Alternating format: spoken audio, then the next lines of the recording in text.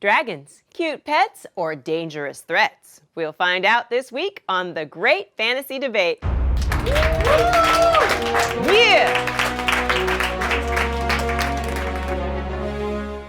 Welcome, I'm your host, Abby. Now let's meet our debaters. On my left is the Swole Trolls. Captained by Tochi Onyebuchi, author of Beasts Made of Night, War Girls, and Riot Baby. And to help Tochi with his ideas, the wonderful comedian Sarah Smallwood Parsons. And opposing them is the Elf-Fulfilling Prophecies, with team captain Naomi Novik, author of the 9-book Temeraire series and the Nebula award-winning novel Uprooted. Assisting her is comedian Jurden. Now you won the coin toss. Swole Trolls, you have 1 minute to present your team argument should you own a dragon. Now it's time to slay your beast. You should absolutely be allowed to own dragons. Dragons are winged, lizard-like creatures who can fly, breathe fire, and come in multiple fun colors. They're wise, loyal animals that are often ridden by humans. Famous friendly dragons include Ramoth from the Dragon Riders of Pern series, Falkor the Luck Dragon from the Neverending Story, and Errol the Swamp Dragon from Terry Pratchett's Discworld. He's the Charlie Brown Christmas tree of dragons. Dragons are the ultimate companions. In Dragon Riders of Pern, dragons imprint on humans when they hatch, and then they're bonded to them for life. When there are only one set of paw prints in the sand, that's not your dragon abandoning you. That's your dragon carrying you. Beautiful. And let's talk about security, okay? Dragons keep people safe. No one's gonna mess with you if your bodyguard is a literal dragon, okay? What if maybe you have a sign up on your house, right, that says, beware of dragon? I mean, who's robbing that house, honestly? Yeah. They give the best advice. Falkor from Neverending Story was Bastion's most trusted advisor. Who else are you gonna get guidance from? Your 6-year-old iguana that's never even left town?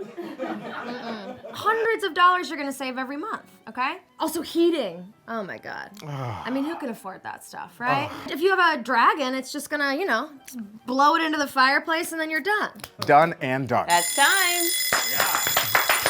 Self-fulfilling prophecies, 30 seconds for you to offer your rebuttal. Dragons have their own agenda. If you own a dragon, the dragon owns you back. Do you really want to be bonded to anything for your whole life? You'll be 90 and this dragon is still going to be like poking you in the morning saying, hey, come on, let's go flying, let's go flying. It's an alarm clock that's going to burn you to a crisp if you try to hit snooze. Burglary systems don't work, and neither do having dragons protect your gold. I'm telling you right now, a criminal who's good will just adjust to the landscape and they will distract your dragon with a plump sheep or a shiny gold coin. And as for getting your life together, look, not all dragons are Falkor. Yeah, exactly. I don't give a flying luck dragon what you say. Way to contribute to the greenhouse gases of the world. So much pollution. Errol in Discworld, he breathes fire that is so hot, it's like a nuclear blast. Imagine how much methane he's churning out. Listen, you gotta think of your carbon dragon footprint. That's time. The Swole Trolls say dragons are loyal and will lower your gas bill. And Elf-Fulfilling Prophecies think dragons are flaky and they'll make you flaky too. All right, Elf-Fulfilling Prophecies, now it's your turn. You have 1 minute to make your team's argument. Should people be allowed to own dragons? Let's be clear. People should not be owning dragons.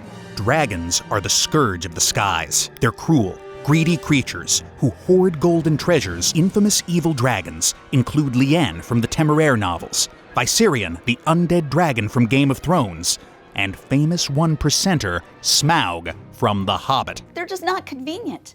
Where are you going to keep your dragon? Oh, they're so cute when they're small and they hatch, but Enkelgon the Black grew to be the size of a Star Destroyer. There have been 4 movies telling us how to train these things and we still don't know how.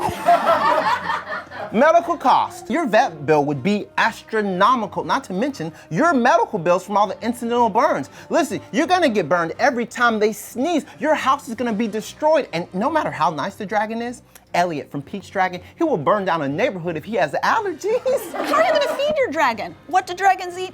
Anything they want. Because they're dragons. That's right.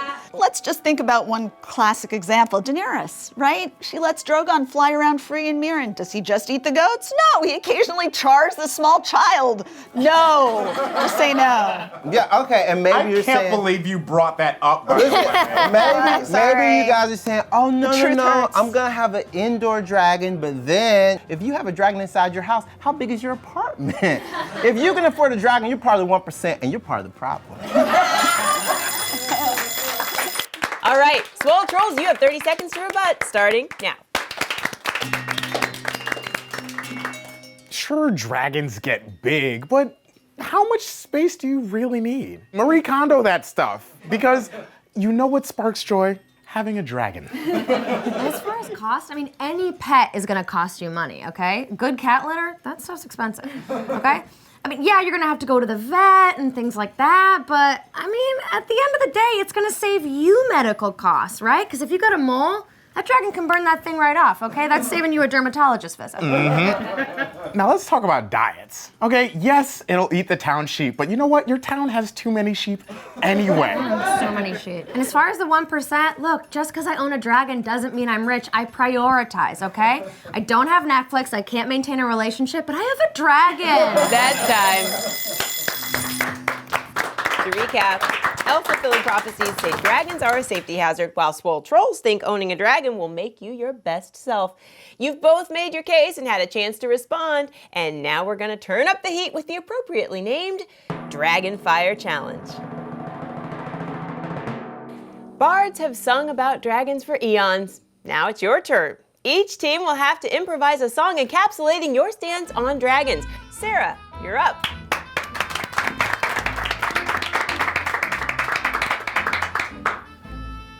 Dragons should be bought and sold. I know that sounds screwed up, but trust me, they want to be owned. I asked one and he said so. Buy a dragon or borrow one. They give great advice. Thank you. Powerful. Jay, it's your turn. Oh, hey.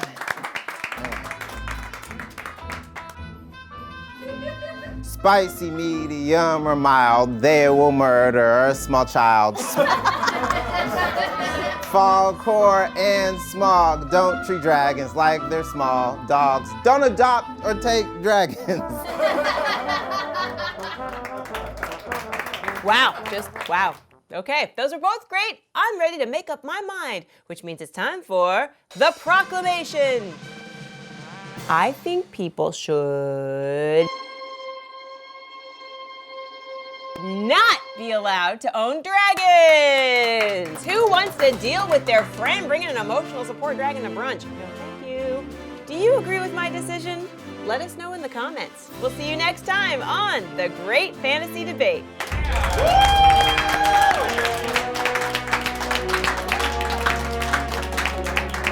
Hey, I won. Remember when you were reading a book as a kid and you thought, oh, I wish this had a bunch of dragons in it? Well, you're in luck, because the first novel in Naomi Novik's Timuror series, His Majesty's Dragon, takes place in 1804 during the Napoleonic Wars, which I won't have to explain in detail because we are all so familiar with them. This book is about dragons versus Napoleon, who we all know had a complex about the size of dragons. Alternative history is just the same as real history after the election, so this book is both entertaining and factual. Read it now.